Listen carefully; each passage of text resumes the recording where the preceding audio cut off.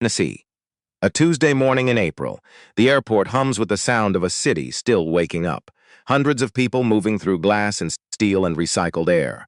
Rolling suitcases, paper coffee cups, faces pointed at phones, nobody looking at anyone else, nobody seeing anything worth stopping for.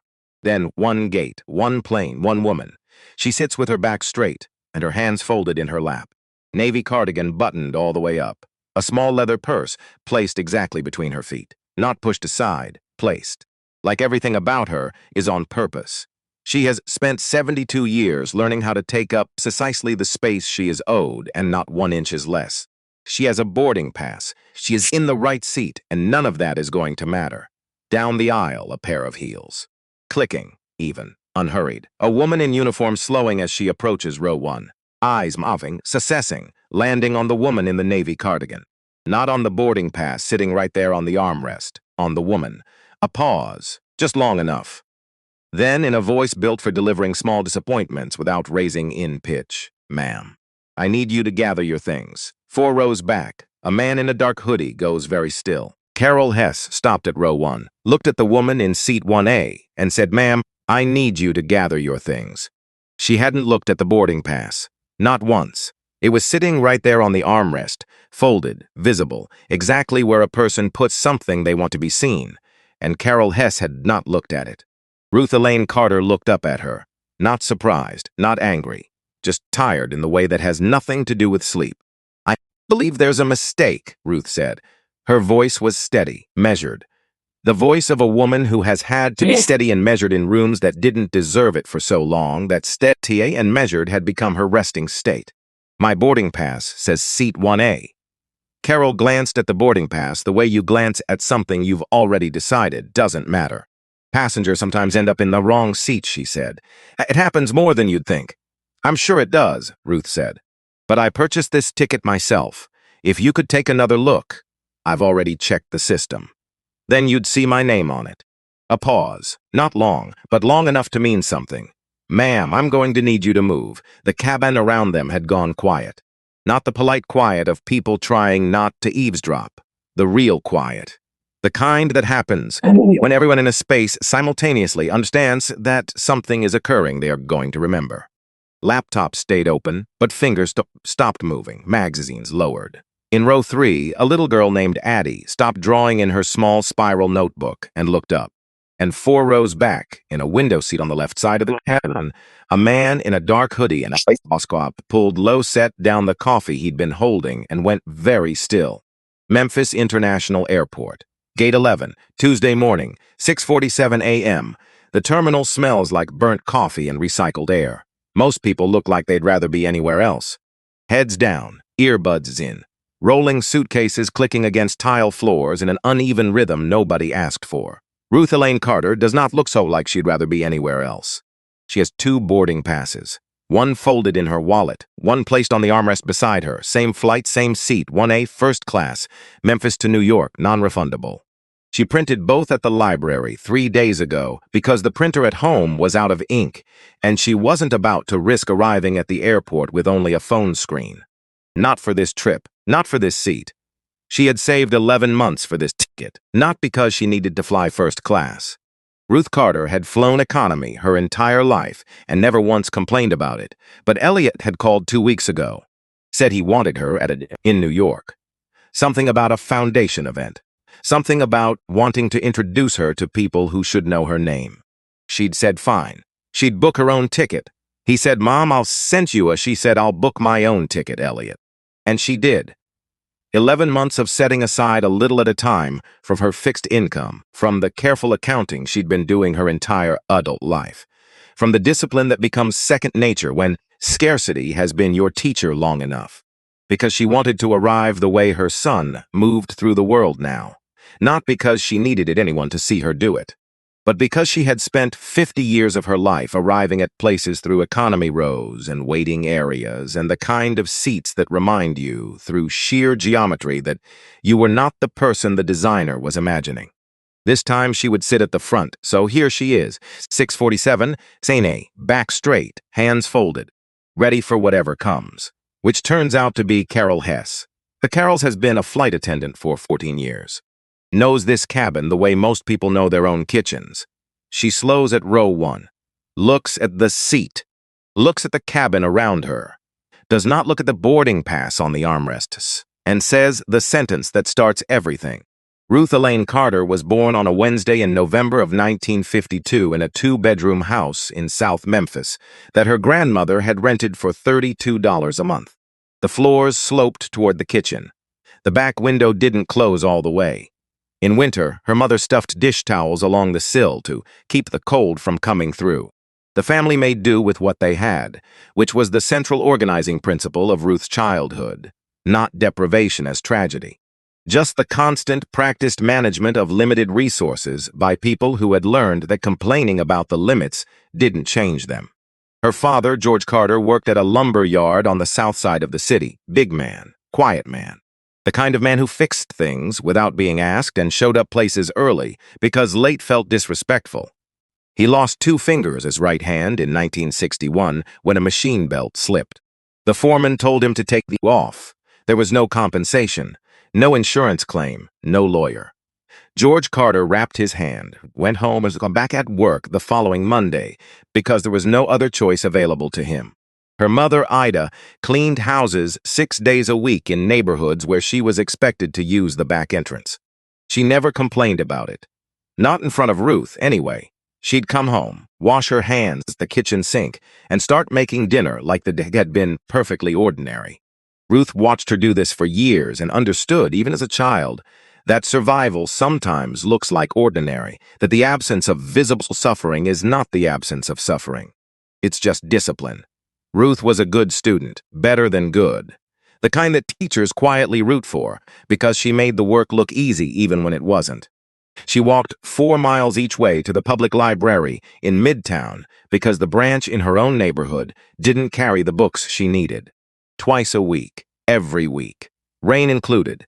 She didn't think of this as sacrifice. It was just how you got the thing you needed when the thing you needed wasn't where you were.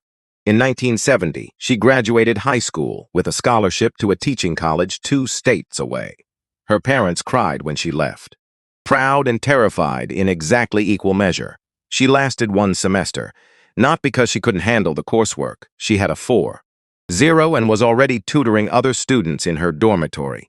But in December of that year, her father's health declined sharply and the medical bills began arriving in envelopes that her mother couldn't open without her hands shaking. Someone had to come home. Someone had to help the family stay standing. Ruth packed her bags on a Friday, withdrew from her classes the following Monday, took the bus back to Memphis without telling anyone she was coming, because she didn't want anyone to try to talk her out of it. She never went back to school. Some sacrifices don't arrive with a dramatic moment. They just happen in the quiet space between what you wanted and what was needed. And then life moves forward. The wanting gets folded away somewhere. You stop looking. She found work as a secretary at an insurance company on Union Avenue. Steady pay, decent hours. She gave most of it to her parents and saved what little was left in a coffee can she kept in the back of the kitchen cabinet. Then she met Raymond Collins. Raymond was charming in the way that only works on people who are already tired of being careful. He talked about opening a business, about building something real, about creating the kind of life where unexpected bills didn't feel like ambushes. Ruth believed him because she was 23 and had been careful for so long that optimism felt like oxygen. They married within 6 months. She was pregnant within a year. Elliot Raymond Carter was born on a Thursday morning in April of 1986, while his father was allegedly at a job interview in East Memphis. Ruth labored alone, signed the paperwork alone, held her son for the first time with no one else in the room. Raymond showed up Friday evening with flowers already beginning to droop at the edges. He didn't have a good explanation for where he'd been. Ruth looked at him, then at her son, and made a quiet decision she never articulated out loud. She would not raise this child to depend on unreliable things. Raymond lasted 3 more years in the technical sense. Present for perhaps half of that, he disappeared for stretches without explanation. Came back with stories full of holes. The business idea kept changing shape. A restaurant 1 month, a trucking company the next, something about real estate the month after that. None of it materialized. The money was always almost there. The breakthrough was always right around the corner. When Elliot was 3 years old, Raymond went out one evening and didn't come back. No note, no call, no explanation. Ruth found out 6 months later through a mutual acquaintance that he'd moved to another state and started over. New job, new woman, no acknowledgement of the son he'd left behind. She told Elliot his father had gone away for work. She told him this for 2 years. Then she sat him down when he was 5 and told him the truth in the gentlest words she could find. He cried, but she held him for a long time without trying to fill the silence with reassurance. Because some things don't need explanation. They just need to be held. After that, she worked. God, did that woman work? She kept the insurance job during the day and picked up night shifts cleaning office buildings downtown. 3 nights a week, sometimes 4. She learned which grocery stores marked produce down on Sunday evenings and which ones didn't. She knew every church food pantry within 4 miles of their apartment, and which ones didn't make you fill out forms before you could take a box home. She became expert at making 1 package of food stretch across 3 days without anyone at the table knowing it was being stretched. Elliot's clothes came from church donation bins and weekend yard sales. His shoes were always bought new. She refused to compromise on shoes because she'd seen what ill-fitting shoes did to a child's feet over years of wear. But his books were always new. That was the line Ruth Carter drew and never moved from. Every month, no matter what else was happening, no matter how close to the edge the finances had gotten, she bought Elliot at least 1 new book. Not used, not donated, new, with the stiff spine and the pages that hadn't been bent yet and the smell that hit you when you cracked the cover for the first time. Because her son deserved to have things that hadn't been worn out by somebody else first. She bought him everything. Books about inventors and explorers, books about space and mathematics, books about how things worked and why. Chapter books with kids in them who looked like him, doing extraordinary things in ordinary circumstances. Elliot read each one multiple times. He'd come to her with questions that led to more questions, and on Saturday mornings, they'd go to the library together to find answers. Ruth reading books on education and child development in one corner, while Elliot ranged through the stacks like the whole place belonged to him. Those Saturday mornings were sacred. When Elliot was 7, Ruth enrolled him in a school across town using her sister's address. It meant a 40-minute bus ride each way. But the school in their neighborhood had broken windows and outdated textbooks and teachers who'd given up on the system they were working inside of. Ruth wanted better for her son, and she was willing to do what getting it required. The new school was better resourced but not more welcoming. Elliot was one of a dozen black kids in the entire building, quiet by nature, more comfortable with books than with other children, which made him easy to dismiss. Kids said things about his lunch bag, a reused grocery bag sealed with a rubber band, and the patch on his backpack that Ruth had sewn herself in the shape of a star. Elliot never told her what they said about the patch. He'd learned early not to add to her weight, but Ruth noticed. She always noticed. Noticed the way he came home quieter on certain days. Noticed how he'd sit with the same page of a book for 20 minutes without turning it. She pushed him one evening while they were doing dishes together. Asked him directly. He tried to deflect. She dried her hands on the dish towel, sat down at their small kitchen table, and told him something she'd learned across 4 decades of living in her own skin. The world is going to try to make you feel small, she said. It's going to use your skin and your address and your mama's bank account to decide your worth before you even open your mouth. But here's what you need to hold on to. Their measuring stick is broken. You don't have to accept their number. Elliot was 7. He didn't have full words for what she was giving him, but he took it somewhere deep and kept it. 4 years later, the summer of 1998, Elliot was 12 years old. He walked to the corner store on a Tuesday afternoon to buy a candy bar with money Ruth had given him for pulling straight A's on his report card. Stood in the candy aisle, trying to decide between 2 options, which was a serious decision when the treat felt earned and specific. The store clerk appeared beside him. White man, 50s, heavy through the shoulders, the kind of face that had made up its mind about a lot of things a long time ago and stopped revisiting those decisions. "I've been watching you," the man said. Elliot looked up. "I saw what you were trying to do." He grabbed Elliot by the arm. Not gently, pulled him toward the front counter. talking loudly about kids these days and what they thought they could take. Elliot's hands were empty. He hadn't touched anything. He had money in his pocket and had been standing in the candy aisle for 90 seconds, making a deliberate decision about a candy bar. None of that mattered. The clerk gripped harder, threatened police. Said Elliot would end up somewhere bad if he didn't empty his pockets right now. Elliot emptied his pockets with shaking hands, his house key, $3.75 in crumpled bills and coins, a library card, a folded piece of paper with a math problem he'd been working on for fun, no stolen merchandise. The clerk looked it all for a moment, then released Elliot's arm, told him to get out. Elliot grabbed his things and ran all 4 blocks home without stopping. Burst through the apartment door and stood in the kitchen, trying to hold himself together, trying to find the right shape for what he was feeling, because anger and humiliation and fear were all pressing in at once, and none of them had a clean edge. Ruth came out of the bedroom, took one look at her son, set down what she was carrying. She didn't ask what happened. Not right away. She opened her arms and he came apart in them the way kids do when they've been holding something too big for too long. When he finally calmed down enough to speak, he told her everything. She listened without interrupting.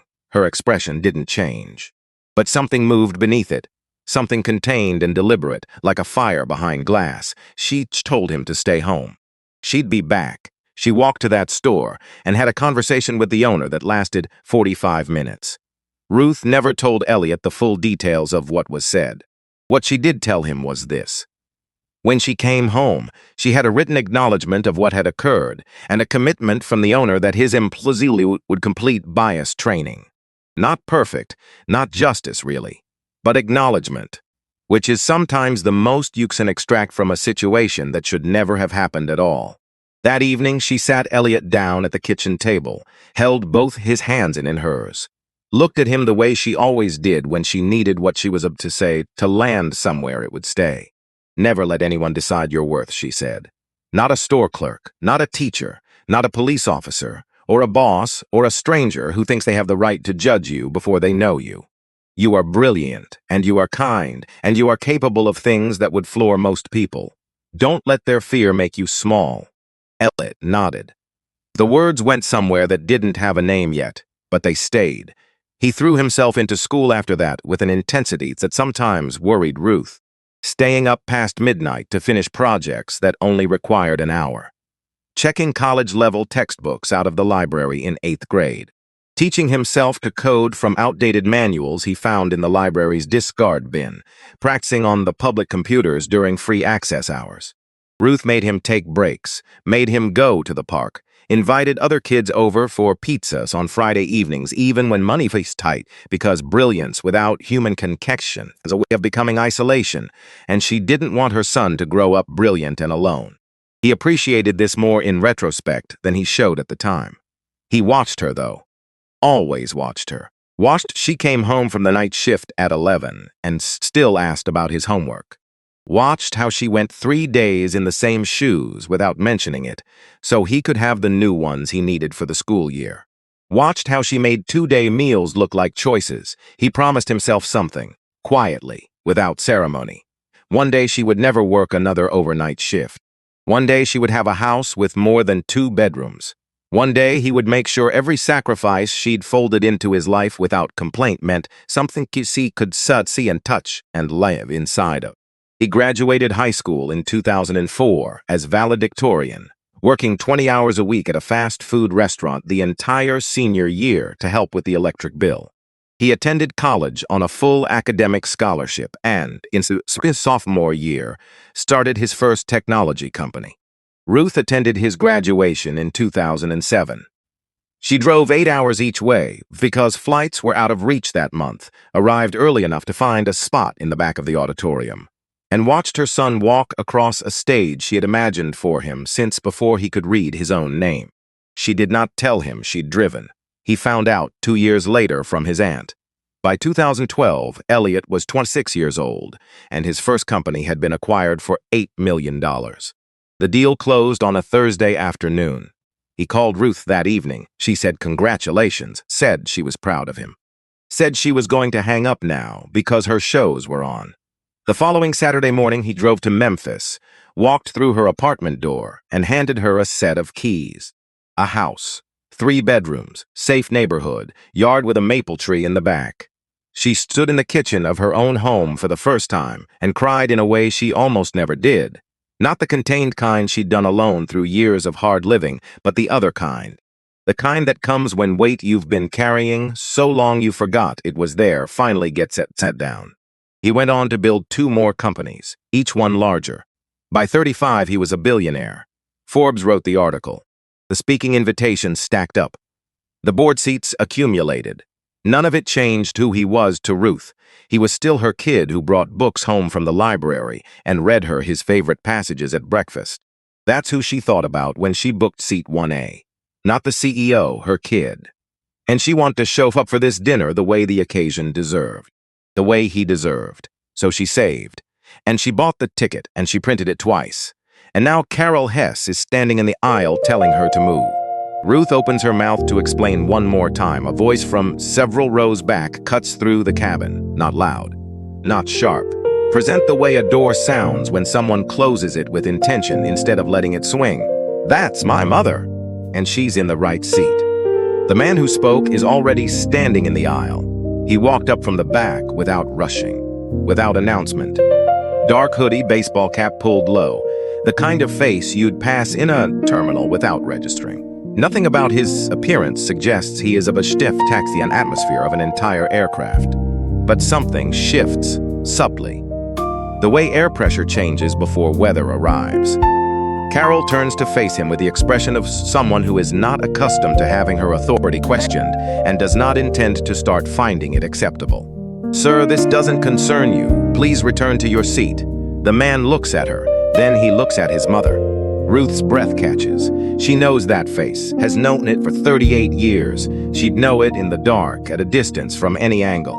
She knows the set of his jaw, and the particular stillness that means he has already made a calculation she won't be told about until it's done. Elliot Raymond Carter, her son, who was supposed to be in New York, who was supposed to be in meetings all week, who is standing in the aisle of this airplane in a dark hoodie, watching a flight attendant speak to his mother, like she wandered into a place she doesn't belong. Carol speaks again. The tone she uses is reserved for moments when she is absolutely certain of her authority. "This doesn't concern you. Please return to your seat and allow the crew to handle the situation." Elliot looks at Carol for a long moment. Does not raise his voice, does not step closer, does not announce who he is or what he could do. He pulls out his phone, types something, hits send, puts the phone back in the front pocket of his hoodie. Then he moves to the empty seat beside his mother, sits down, looks at her. "You okay?" Ruth looks at her son. She should say yes. She always says yes. But her eyes have gone a little bright, and her hands have tightened slightly in her lap. And she is 72 years old, sitting in a seat she saved 11 months for. And this woman has not once looked at the boarding pass, sitting directly beside her arm. "I'm fine," Ruth says. She says it the way she's said it her whole life. The way people say things they mean the shape of, but not the content of. Elliot looks at her for a moment longer. Then he nods once, reaches over, laces his fingers through hers.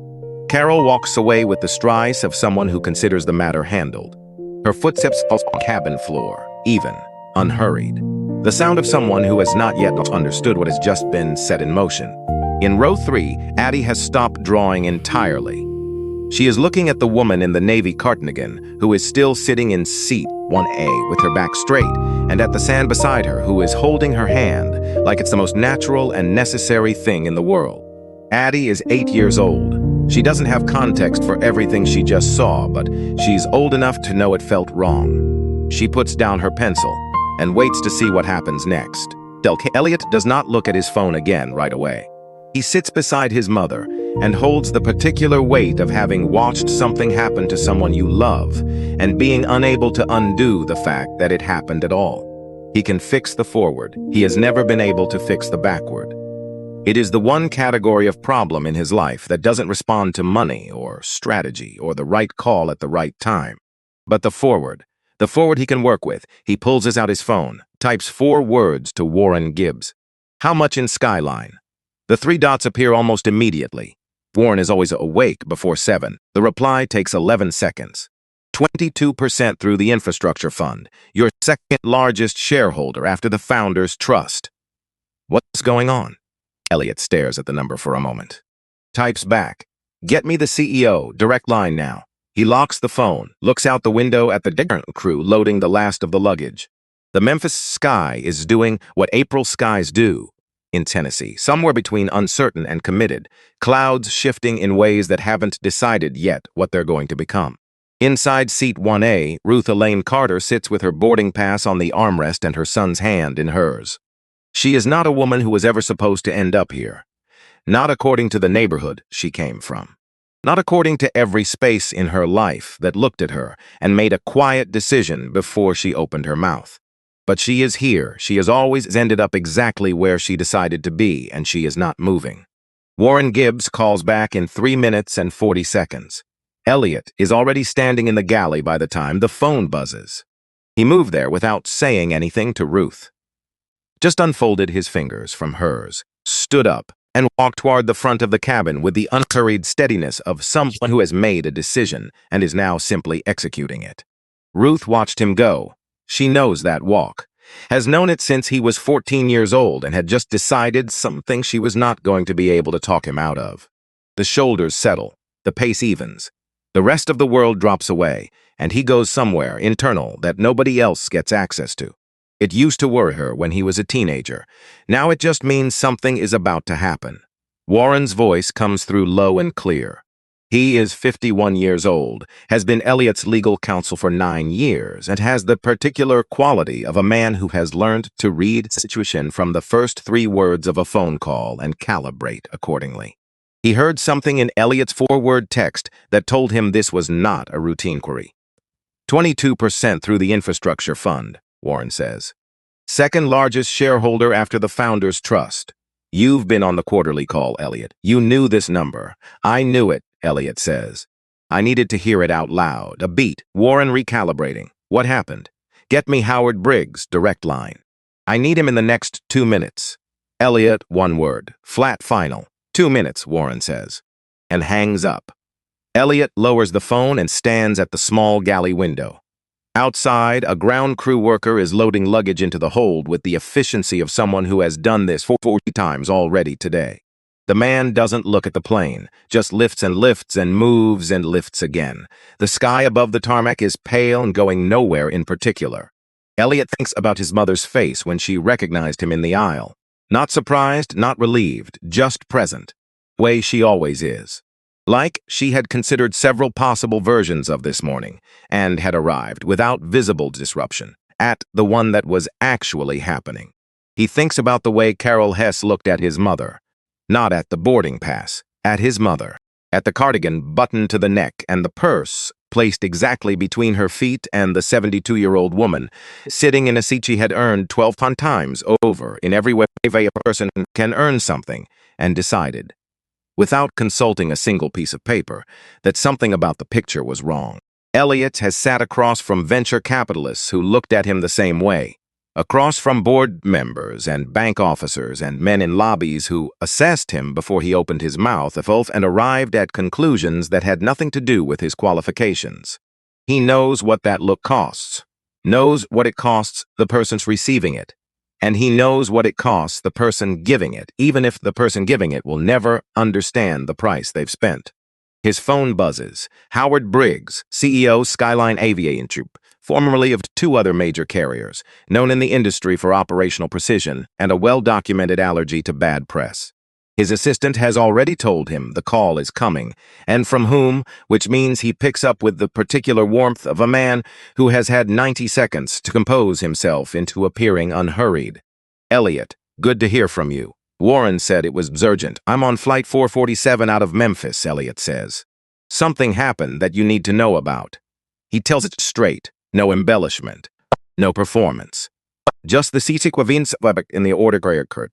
His mother stepped correctly in 1A, a flight attendant who did not examine the boarding pass before demanding she move, the words that were used, the assumption that was made. He leaves out his own anger entirely. Anger is information he keeps for himself. What Howard Briggs needs is facts. Howard listens without interrupting. When Elliot finishes, there is a silence that lasts long enough to mean something. "That is completely unacceptable," Howard says. And to his credit, he sounds like he means it, not performing outrage for a shareholder. "Actually, that is not the standard we hold our crew to. Not remotely close." "I know it isn't. Give me 5 minutes." "Take 3, Elliot says. He ends the call. Stands at the galley window for a moment longer. The flight is scheduled to depart in 9 minutes. The boarding door is still open. There is still time for this morning to go several different directions. Elliot has already decided which directions it's going. He's just waiting for the pieces to arrange themselves accordingly. He walks to seat 1A and sits down beside his mother. Ruth is looking out the window. The distant expression she gets when she's somewhere else in her head, back in one of the 1,000 rooms where someone makes her feel like an imposition. She travels to those rooms, sometimes without meaning to. Something opens the door, and she's through it before she can stop herself.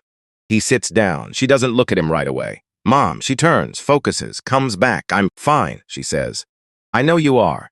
He looks at her steadily. "I'm asking, in any way." She studies him for a moment. Then something in her face opens. Not softens exactly, just opens. The way a door opens when someone knocks the right way. "I saw you board," she says. Elliot goes still, 4th row from the back, left side of the cabin. The corner of her mouth moves. Not quite a smile, but heading in that direction. "You've always taken the left side. You did it on that trip to your aunt's place when you were 7, and you've done it on every flight since." Something about the angle of the window. Elliot just stares at his mother. "You knew I was on this flight. Since you walked through the jetway, and you didn't say anything. I wanted to try handling it myself first." He sits with that for a moment. "Could you have?" Ruth looks out the window again. The ground crew is finishing up below. Someone is removing the wheel chocks. The morning has kept moving while they've been sitting here, indifferent to everything happening inside this cabin. "I always have," she says. 3 words. No drama attached to them. Just the plain statement of a woman who has been handling things her entire life and is not interested in being pitied for it. Elliot opens his mouth, closes it. There is a thing he wants to say, and he is not sure he has the right shape for it yet. Not here. Not with Howard Briggs about to call back, and less than 9 minutes before this aircraft pushes away from the gate. So he says the thing adjacent to it. How many times has this happened? Ruth doesn't answer immediately. She looks at her hands the way she does when she's deciding how much of something to hand over. "Not just on planes," Elliot says. "In general. How many times have you had to explain yourself in a space you had every right to be in?" Elliot, "Mom, how many times?" Silence. Outside the window, a luggage cart rolls past stopping. And then Ruth says something she has never said out loud to anyone. Not because she's never thought it. She has thought it many times over 30 years. But saying it out loud means turning to face it directly, and she has spent 5 decades doing the sensible thing, which is to keep moving forward and not stand in the middle of what happened to you when there are still things ahead that need doing. "The first time I flew in a premium seat," she says, "was 1994. You were 8. I'd been saving for months, not for a trip, just to keep things steady. But your Aunt Vera was sick, and I needed to get to Chicago, and the upgrade was $40 more than the economy fare." She pauses, lets that number sit.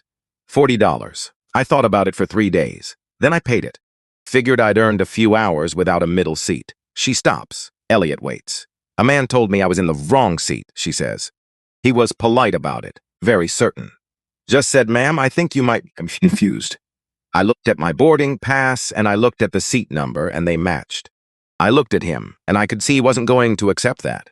Her voice is completely steady, which is somehow harder to hear than if it weren't. She says, and I moved to economy. And I sat in a middle seat for 3 hours, and I didn't say a word to anyone. She turns to look at her son. I was 42 years old, she says, and I moved without saying a word. Elliot looks at his mother. He has absorbed a lot of difficult information in his life. Has trained himself across years of building things in a world that required him to stay functional under pressure, to receive hard news without letting it show on his face. He keeps his face still now, but something behind it is not still at all. That was the last time, Ruth says. I told myself that was the last time I would stand up from somewhere I'd paid to be. She looks back out the window. Until today, the boarding door is still open. Throws back, Addie has abandoned the drawing entirely. She's watching the front of the cabin with the focused attention of a child who understands on some cellular level that something is happening that the adults around her are pretending not to see. Her father has given up redirecting her. Some things can't be redirected. Elliot's phone buzzes, Howard Briggs, exactly 2 minutes and 50 seconds after they hung up. Elliot stands, touches his mother's shoulder once briefly, goes back to the galley. "I've spoken with the captain directly," Howard says.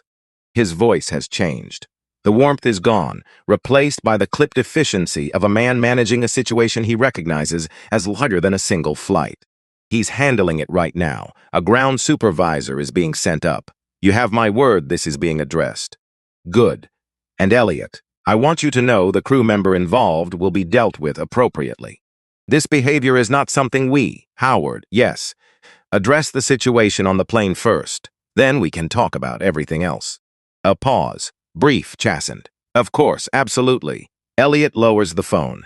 He stands in the galley for a moment, looking at nothing in particular. He is thinking about $40, about a woman who saved for months and allowed herself one thing, one reasonable earned thing, and was told politely and certainly that she was confused. He is thinking about the word confused, about how it gets used, when it gets used, who gets to be confused about their own paid seat, and who gets told they are. He goes back to row 1, sits beside Ruth, does not open the laptop he'd been working on before all of this started. Just sits, which is at this moment the only place he intends to be. 4 minutes pass. The cockpit door opens. Captain Roy Eddings comes out. 23 years with Skyline, based in Atlanta, the kind of man who irons his uniform shirts himself because likes the crease exactly right. He walks through the galley without hurrying, speaks quietly with the senior flight attendant just inside the first-class cabin. His expressions gives nothing away, but his eyes move once deliberately toward row 1. The senior attendant's face changes. She turns to find Carol Hess. Carol is near the front galley, restacking meal service napkins with the focused precision of someone who's trying to look like she isn't thinking hard about something. She is absolutely thinking hard about something. The senior attendant pulls her aside. What follows is a conversation that is not loud but is not gentle either. Carol's shoulders go rigid. Her face moves through confusion and then something that is not confusion at all. The specific expression of someone who has just done the math and arrived at a number they don't like. She looks towards seat 1A. Her face goes through one more thing, then she looks away. 2 minutes after that, Donna Reeves comes through the forward galley door. Donna has been a ground supervisor for Skyline's Memphis hub for 18 years. Not a tall woman, but she moves through space like she has every right to all of it. The kind of presence that can't be performed and takes a long time to build. She confers with the captain briefly, low voices, efficient. Then she walks directly to seat 1A. The cabin goes quiet again, different from before. This time, the quiet has the quality of paying close attention rather than looking away. Set had been put down, come back out, held low, angled carefully. Donna stops at row 1, looks at Elliot. "Mr. Carter." "That's right," she turns to Ruth. "Mrs. Carter, I want to apologize on behalf of Skyline Airlines for what happened to you this morning." She doesn't rush the words. Doesn't perform them either. "You purchased your ticket correctly. You were in the right seat. You should not have been questioned, and I'm sorry that you were. That's not what this airline is supposed to look like." Ruth looks at this woman for a moment. She does not say it's fine. She does not say don't worry about it. Both of those things would be untrue, and Ruth Carter has not survived 72 years by spending energy on untrue things. "I appreciate you saying that," Ruth says. Donna nods. She understands the distinction between an acknowledgement and an absolution. She's not asking for the latter. She looks at Elliot.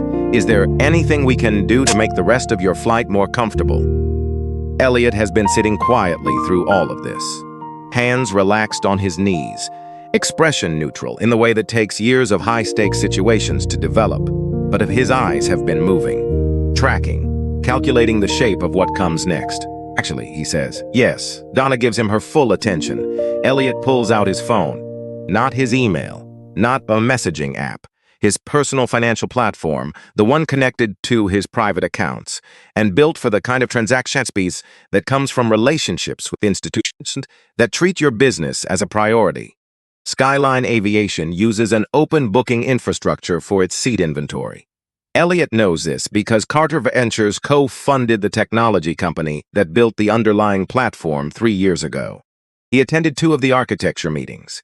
He understands exactly how the real-time inventory updates work and under what conditions bulk purchases can be processed instantly through the system's API. He knows, in other words, that what he is about to do is not only possible but straightforward. He navigates through 3 screens. Biometric confirmation. One more screen. He looks up at Donna Reeves. How many seats are currently unoccupied in economy? Donna checks her tablet. 63. Elliot looks back at his phone, enters a number, reviews the transaction summary, confirms, puts the phone in his pocket. I've just purchased every remaining unoccupied seat on this flight, he says.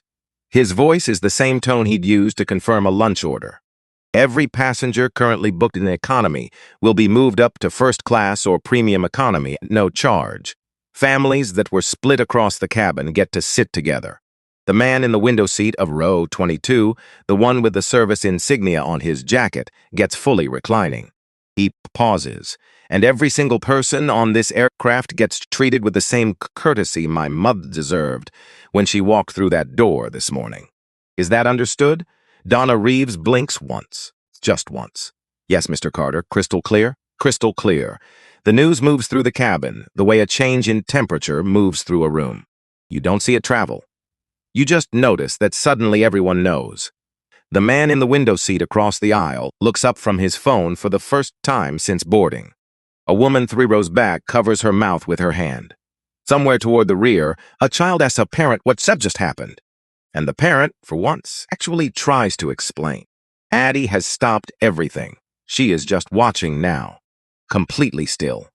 The way children go still when they understand that something real is happening, and they don't want to miss any of it. Donna Reeves makes the announcement over the PA, measured, professional. She explains that due to a gesture from one of their passengers, all economy travelers will be upgraded at no charge. She thanks everyone for their patience and asks them to remain seated while the crew manages the transition. The response is what you'd expect from human beings receiving unexpected good fortune on an otherwise ordinary Tuesday morning. Surprise, then confusion, then the slow bloom of understanding, then movement. The particular kind that happens when people who have been bracing for a long, uncomfortable flight suddenly discover they don't have to anymore. A woman traveling alone with 2 small children, who has already worked out in her head the logistics of managing both kids in adjacent middle seats for 5 hours, looks up at the flight attendant, now standing beside her with a new boarding pass, and cannot immediately speak. An older couple who have been carefully arranged in their seats to avoid taking each other's armrest. Doing that particular married decade's dance of the consideration that doesn't require conversation gets relocated to 2 seats by the window in premium economy where there is room to actually exist next to another person. A college student with a backpack held together by a carabiner and optimism ends up in a first-class seat and spends a full minute in examining button and compartment before settling on one to press. Elliot watches all of this from seat 1A. Not with satisfaction, exactly, with something quieter. The look of a man who did what needed doing and is now just present in the result of it. He has not done this for the reaction. Has not done it for the footage being captured from at least 4 different angles right now. He can see the phones without looking directly at them. Has not done it to make a point that requires an audience. He has done it because his mother saved 11 months for a ticket. Sat in the right seat and was told she was wrong. And because he is 38 years old, and he has spent 14 years building things with the specific intent that they amount to something, and today that something is this. Making sure that on this flight, on this Tuesday morning in April, the cost of looking at Ruth Elaine Carter and deciding she doesn't belong somewhere she paid to be is not zero. Ruth has said nothing since Donna Reeves walked away. She is watching the cabin rearrange itself, families finding each other across rows. Flight attendants guiding people forward with warmth that has a new quality to it, not performed, but sharpened. Everyone in the crew has understood subtly that the margin for error on this particular flight has become very small, and they are responding accordingly. She watches the woman with the two small children settle into seats with actual space. Watches her exhale a breath she has probably been holding since she left the house this morning. Watches her son sit beside her and not reach for his phone. "Elliot," she says. He looks at her. "You didn't have to do all of this." "Yes, I did." She shakes her head. "Small, certain, baby. I have dealt with worse than Carol Hess. I've survived worse than this morning. You don't need to fight every." "Mom." She stops. He turns to face her fully. Not sideways. Fully. The way he does when he needs her to understand that what he's about to say is not a position he's willing to negotiate from. You fought your own battles your entire life. You fought them alone. You fought them with less than most people spend on coffee, and you did it without ever asking for help you deserved and didn't get. He holds her gaze. But I am not 7 years old anymore. I am not 12 years old, standing in a convenience store, unable to prove what I paid for. I have resources, and I refuse to sit 4 rows back and watch someone speak to you like you wandered into a place you don't belong. Not when you belong here more than anyone on this plane. Ruth's eyes go bright. She does not let the tears fall. 40 years of practice. Money doesn't fix what's broken in people, she says. Her voice is careful, not arguing. Working something through the way she always has, thinking out loud toward a conclusion rather than arriving at one already dressed. Buying those seats doesn't reach into that woman's head and change what she assumed when she looked at me. "You're right," Elliot says. "I can't reach into her head. I can't undo the fact that she looked at you and made a judgment before she looked at a single piece of paper." He pauses, chooses carefully. "But I can make sure that every person working for that airline and everyone understands that treating people the way you were treated has a cost. That you don't get to look at a 72-year-old woman who saved for almost a year to sit in the front of a plane and tell her she's in the wrong place without that meaning something." Ruth studies her son's face. She has been reading this face for 38 years, and she has seen every version of it available to a human face. The soft uncertainty of infancy. The fierce concentration of a child determined to understand something. The closed stubbornness of his teenage years. The focused drive of his 20s when he was building things on 4 hours of sleep and calling her at 7 in the morning because she was the only person he trusted to tell him whether an idea was actually good. She sees the man now, the full version of what she spent had building, and beneath it still present, not as damage, but as the thing that made him understand what it costs a person to be dismissed before they're seen. She sees the 12-year-old in the convenience store. Still there, still part of him. The way the things that happen to us young become permanent rooms in the house of who we are.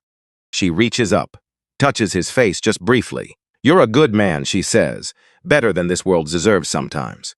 Elliot almost smiles. "I learned from somebody." Carol Hess gathers her bag from the crew locker near the galley. She does this slowly, not stalling, just slowly. The way you move through a space when you are trying to understand how you got from where you were at 6:30 this morning to where you are right now. 14 years, 4 airlines, hundreds of thousands of miles and more passenger interactions than she could begin to count. She knows this job. She knows this cabin. She knows how to read a situation. She thought she knew this one. She was wrong. And the thing about being wrong in a way that gets corrected in real time in front of 60 witnesses is that it doesn't anywhere comfortable to stand with yourself afterward. There's no version you can reconstruct that makes it sit better.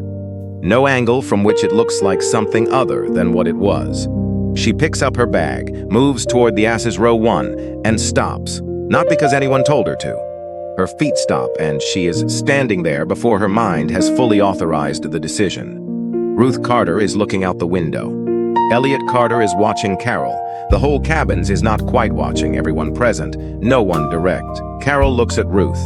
"Mrs. Carter." Ruth turns.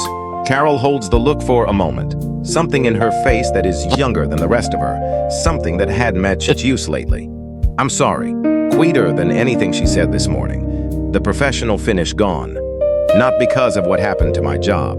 Because I was wrong. She doesn't ask for a response. Doesn't wait for one. picks her bag up a little higher on her shoulder and walks off the aircraft. The forward galley is empty for a moment. Ruth watches the space where Carol was standing. "She'll have a lot of figuring out to do," Ruth says. Not unkindly, just matter of fact.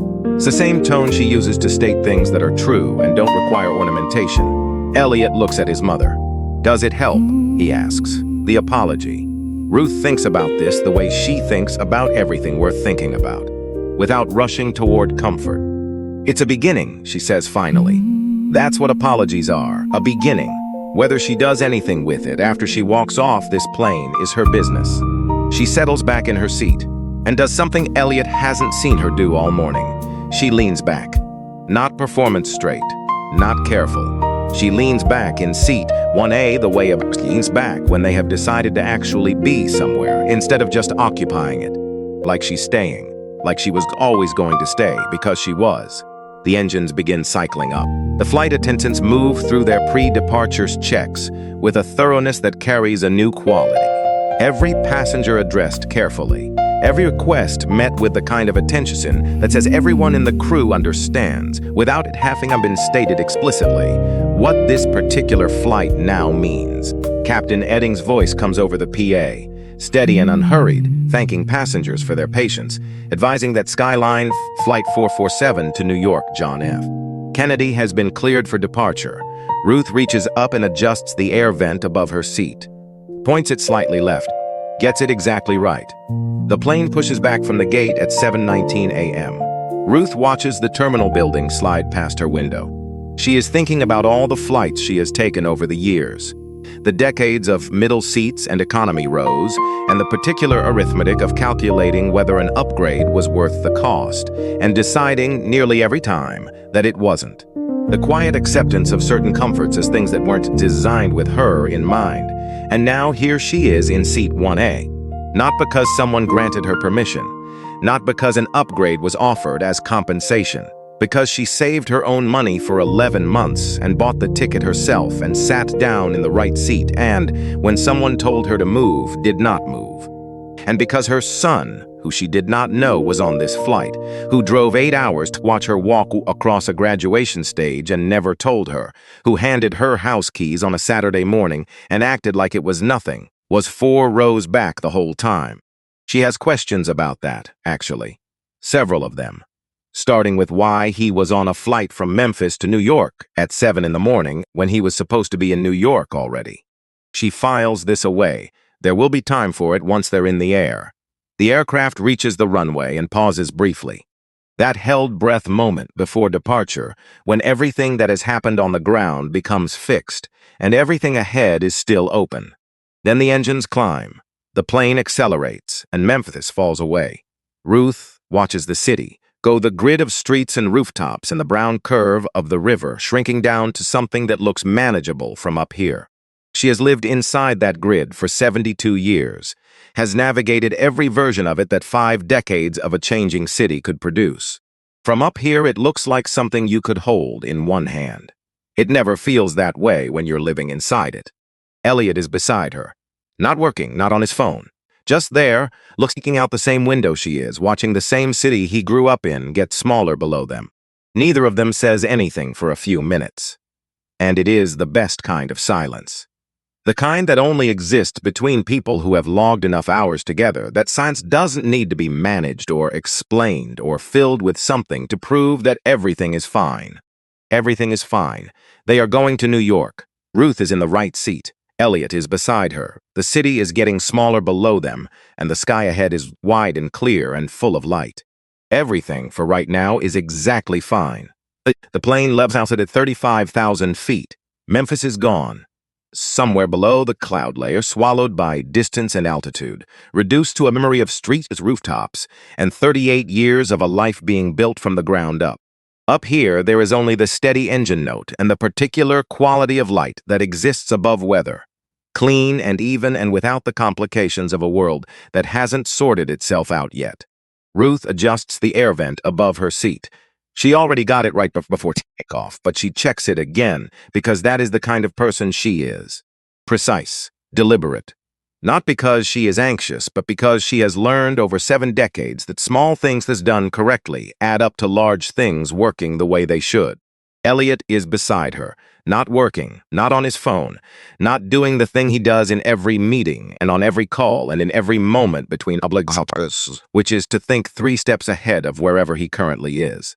He is just sitting, present in the specific way that people who are always moving are almost never present. Ruth notices. She notices everything about her son, has been noticing everything about him for 38 years. The way he holds himself when something is resolved versus when it isn't. The particular stillness that means he has finished calculating and arrived somewhere.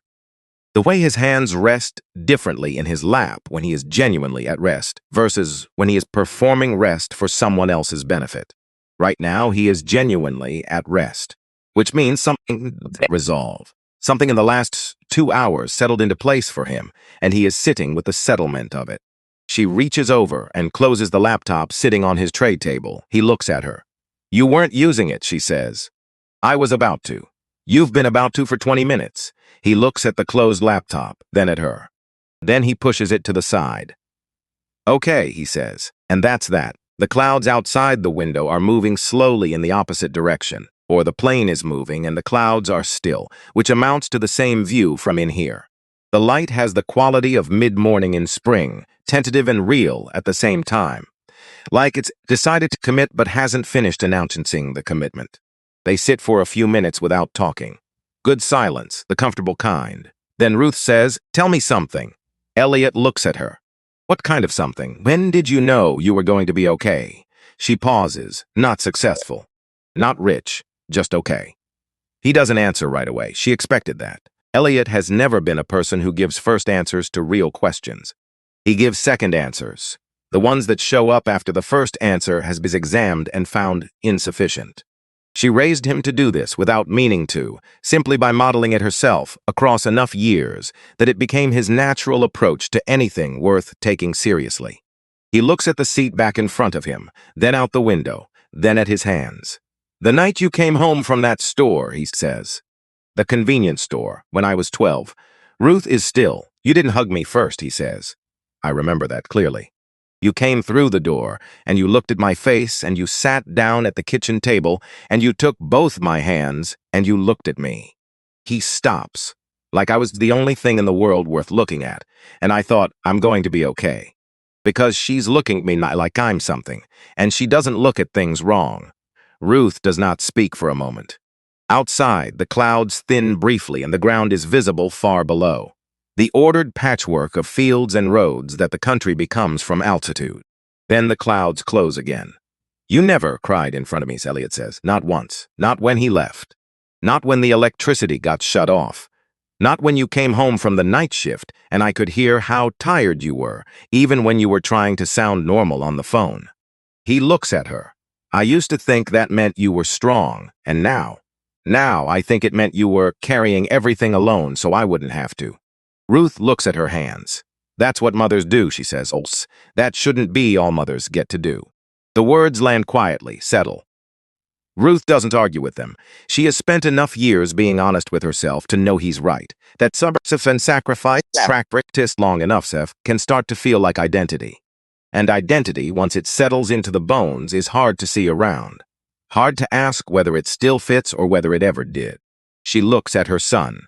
This man who arrived on a Thursday morning in April of 1986 while she was alone in a hospital room, and who has been the most consequential thing she has ever done, who read the same books 5 and 6 times because he wanted to make sure he hadn't missed anything the first 5 times through, who called her at 7 in the morning when he was 24 and running on 4 hours of sleep and wanted to know whether she thought the idea was good. She always told him the truth. Even when the truth was, "I don't know, but I believe you can figure it out." "Can I ask you something?" she says. "Always. And you'll answer it honestly. When have I not?" She looks at him steadily. "When you told me the drive to your graduation was only 4 hours. He almost smiles. "That was optimistic. Elliot, it was 8 hours. I left at 2 in the morning. There was construction. There is always construction somewhere." A beat. Then he does smile. The real one, not the public-facing version that photographs well and reads as confidence and ease to people who know him well. The one that still looks exactly like it did when he was 8 years old, and she'd caught him doing something he thought she hadn't noticed. "Ask your question," he says. Ruth straightened slightly, not performance straight, just her natural alignment. The posture of a woman who has always taken up exactly as much space as the side it's to take, and not 1 inch less. "What are you actually building?" she asks. "Not the companies, not the funds, not the numbers Warren reads you every quarter." She looks at him steadily. "What are you trying to make happen?" Elliot is quiet for a moment. Not the deflecting kind of quiet. The other kind. When someone has been asked the exact right question and is trying to give it the exact right answer, rather than the first available one. "Systems," he says. "I'm trying to build systems that work for people the existing systems were never designed to serve." He pauses, organizes. Education platforms that actually function in schools without reliable internet. Healthcare tools that reach people who don't live near a hospital. Financial infrastructure for people starting from nothing. Not from a little, from nothing. That meets them where they are, instead of requiring them to already be somewhere else before they can access it. Ruth listens the way she always listens, completely, without planning her response while he's still talking. Basically, he says, "I'm trying to make sure other kids who grew up the way I did don't have to depend on a scholarship and their mother working overnight shifts and a specific sequence of luck just to have a shot at something." Silence. The engine note holds its steady low register. Is it working?" Ruth asks. "Sometimes, enough to keep going." He looks at her. "We've put scholarships in the hands of about 3,000 students in the last 5 years who couldn't have afforded college without them. Co-funded 43 companies serving communities that most investors pass over. Created around 15,000 jobs in places that didn't have enough of them." Ruth nods slowly. "That's not nothing," she says. "It's not enough either." "No," she agrees. "It's not enough. But it's not nothing, and you know the difference between those two things. That matters." He looks at her. "I do know the difference. Good. Then keep going." She settles back, looks out the window for a moment.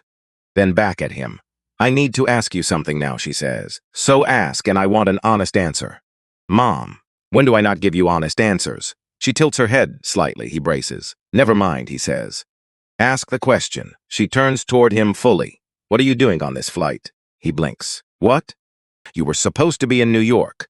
You had meetings. You canceled them to fly to Memphis on a Tuesday morning, then apparently get on the same flight back to New York."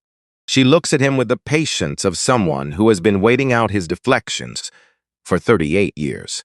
"So, what are you doing on this flight?" Elliot is quiet for a moment, then, "Your birthday is next week." "I know when my birthday is. I wanted to surprise you. Fly in the night before. Take you to dinner somewhere you'd actually like, not somewhere it's designed to impress people. Then fly back to New York in time for the morning meetings." Simple. Ruth looks at her son for a long moment. "Nothing about you is simple, baby. This was simple. You canceled meetings that involve hundreds of millions of dollars to fly to Memphis to take me to dinner. The meetings could be rescheduled. Elliot, you can't be rescheduled." He says it simply, without drama. "Your birthday is your birthday. The meetings are meetings." Ruth opens her mouth, closes it.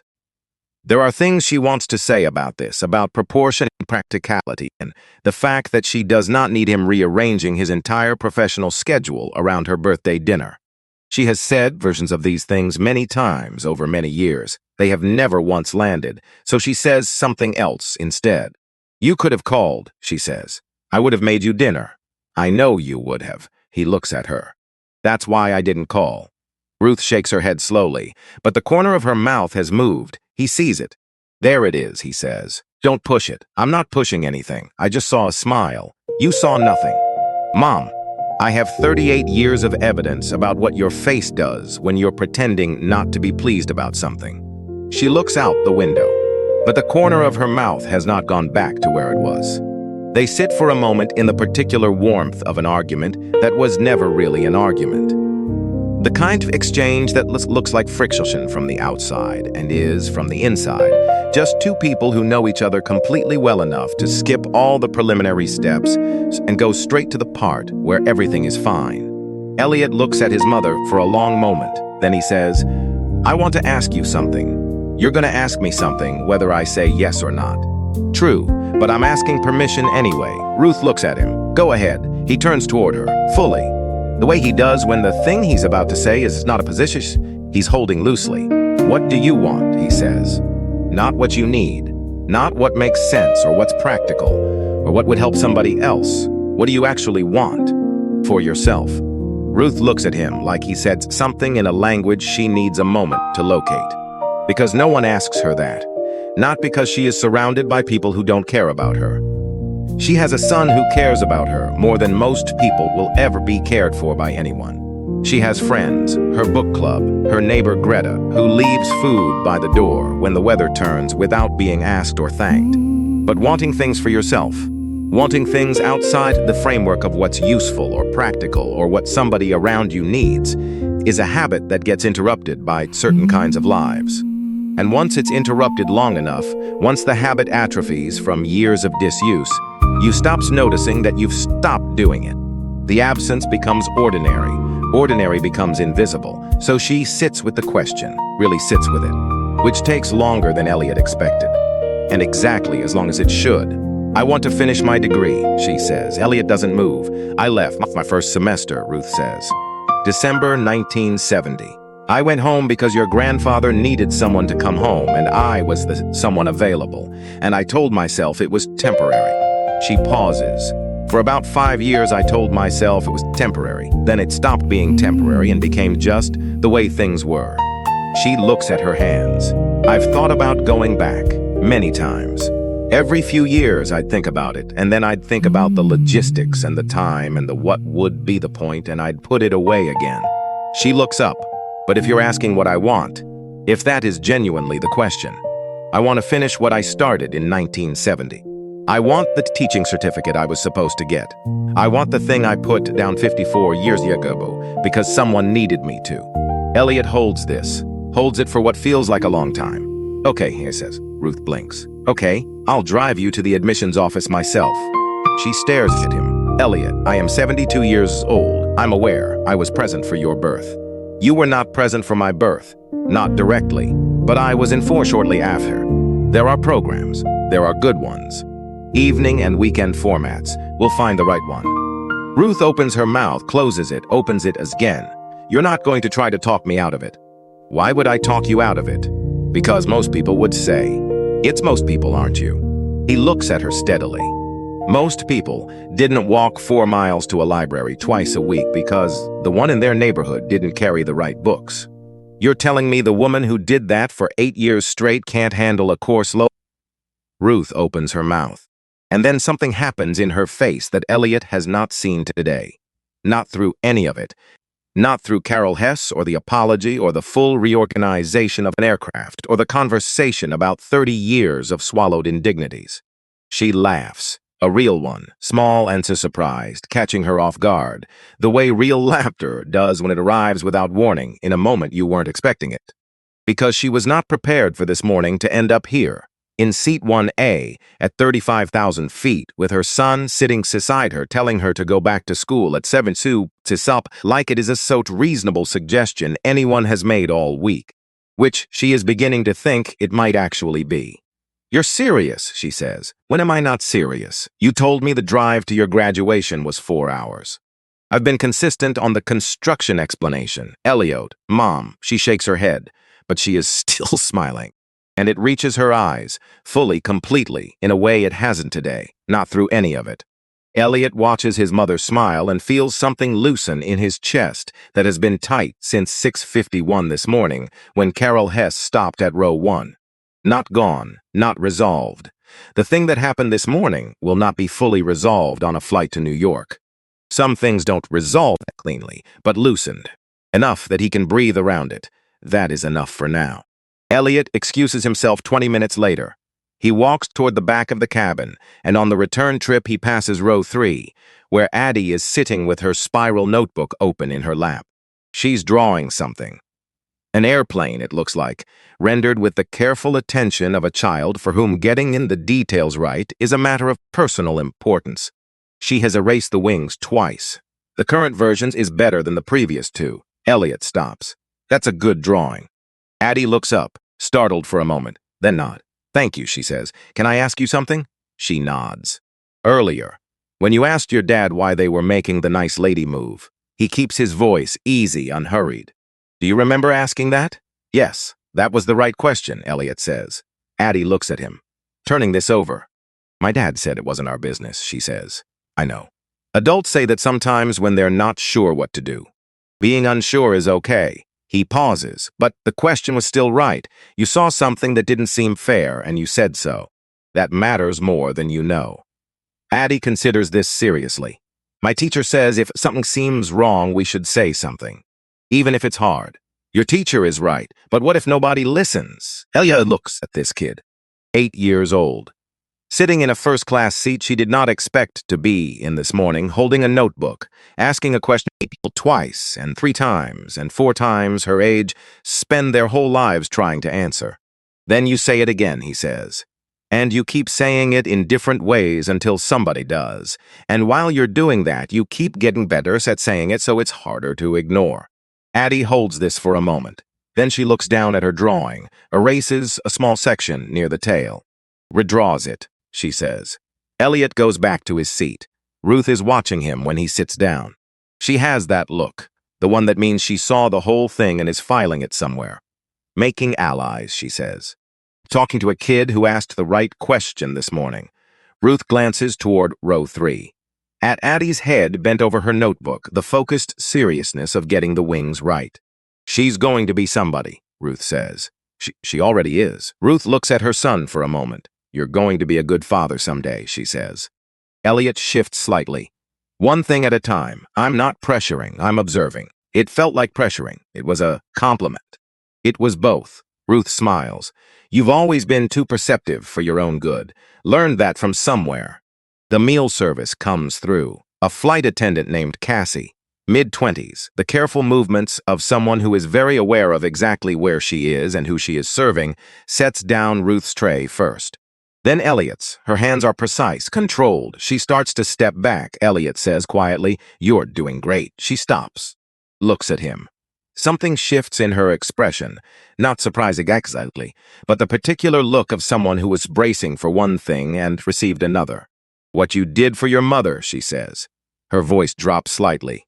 I have a grandmother who raised me. I think about her on every flight.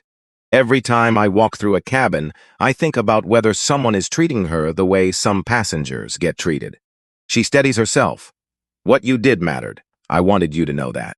Elliot looks at this young woman who is 20-something years old and doing a job that requires her to absorb 100 small interactions on every flight, any of which could go sideways at any moment, and who still, in the middle of all of that, thinks about her grandmother.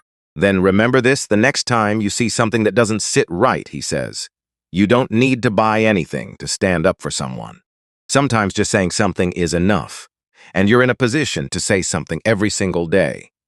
She holds that, nods once, goes back to her service. Ruth watched the whole exchange. She picks up her fork, sets back down. She's going to remember this flight for the rest of her life. So will you, Elliot says. So will I, Ruth agrees. She picks the fork back up. They eat. The descent announcement comes 40 minutes out from JFK. Captain Edding's voice over the PA, measured, unhurried, is advising clear skies over New York and a local time of 11:14 a.m. Ruth looks out the window. The northeast is assembling itself below the cloud layer. Long stretches of green giving way to the density that signals a city is coming.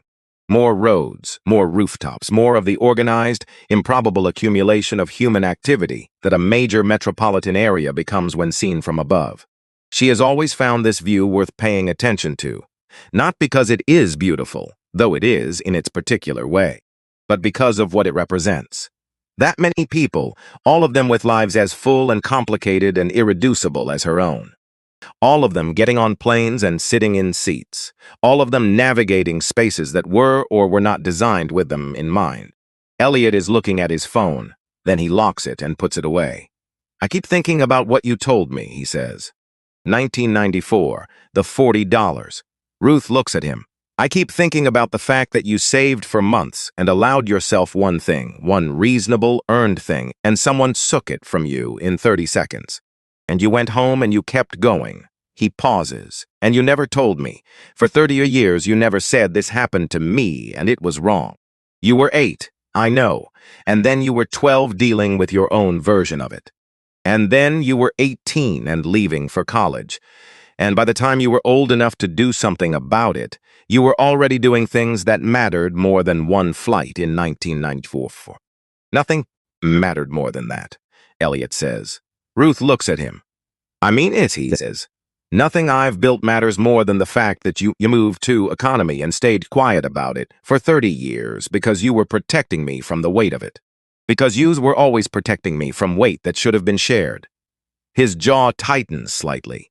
I hate that I can't go back. I hate that 1994 is fixed, that it already happened, and there is nothing I can do to put you in the seat you paid for that day. Ruth is quiet. Baby, she says. He looks at her. The backward is not yours to carry. Her voice is gentle. Absolute. The voice she uses when she is not making an argument, but stating something that is simply true. I don't need you to fix 1994. I made my peace with it a long time ago. What I needed was for the person I raised to become someone who understood, not just in his head but in his bones, why it was wrong. Why it has always been wrong. Why it will keep being wrong until something changes. She looks at him steadily. And you do understand that. You've understood it since you were 7 years old, and I told you about the broken measuring stick. That's the thing that carries forward from the backward, not the wound. What I gave you to carry with you instead of the wound. Elliot holds this, sits with it in the way that means he is not going to respond quickly because he's not going to insult what she just said with a quick response. I want to tell you something, he says, after a while. Ruth waits. Everything I've built, every company, every fund, every decision about where the money goes and what it builds and who it reaches, all of it sits on what you gave me. Not the books, though the books mattered. Not the library Saturdays, though those mattered too. He looks at her, direct, unhurried. The part where you sat me down at a kitchen table and held my hands and looked at me like I was worth looking at when the world had just spent an afternoon telling me I wasn't. That's the foundation. That's where everything else comes from. Ruth's eyes go bright. So when someone treats you like you don't belong somewhere, he says, they're not just disrespecting my mother. They're putting their hands on the thing that made everything possible. And I will not sit 4 rows back and absorb that. Not while I have any means at all of saying otherwise. The tears fall. She doesn't stop them, for once. Just this once. She lets them fall. The plane touches down at JFK at 11:47 a.m. smooth landing. The kind that earns the involuntary thought that flying is easy, which it isn't, but some landings make you forget that. The cabin applauds. Real applause. Fuller than usual. There is more in it than the landing, and everyone in the cabin knows it, which makes it fuller still.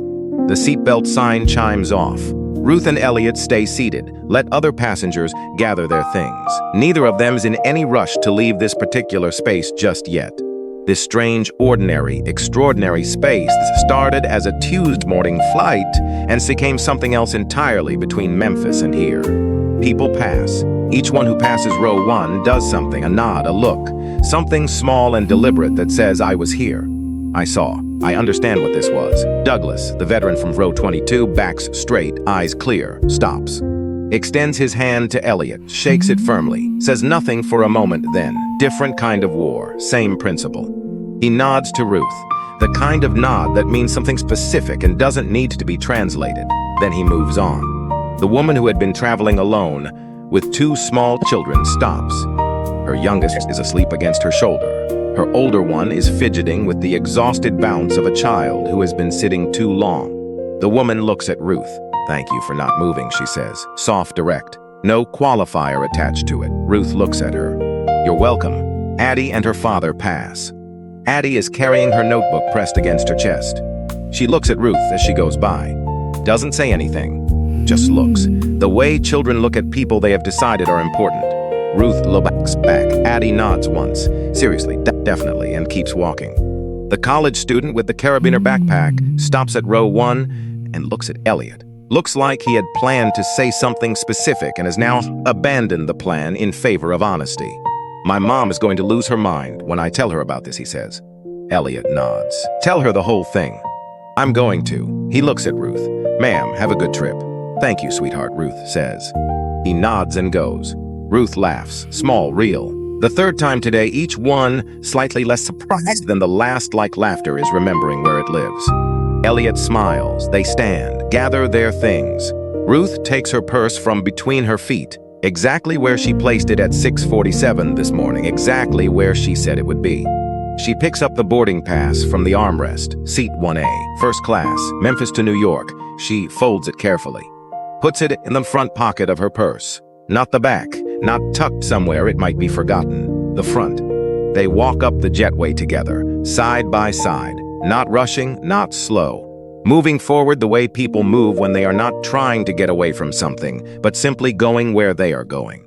The terminal opens around them, and all of New York comes in at once. The announcements and the crowds, and the particular compressed energy of too many people moving through a space that is never quite large enough, no matter how large it gets. Ruth stops, looks at it all. New York, always more than you prepared for, always exactly as much as it is. Elliot stops beside her. You good? He says, I'm good, she says, and means both words completely. They stand there for a moment. Mother and son. In the middle of JFK's on a Tuesday morning in April, with the whole city outside and the whole car behind them and the rest of the day still ahead. Then Ruth takes one step forward, and Elliot falls into step beside her, and they walk into it together.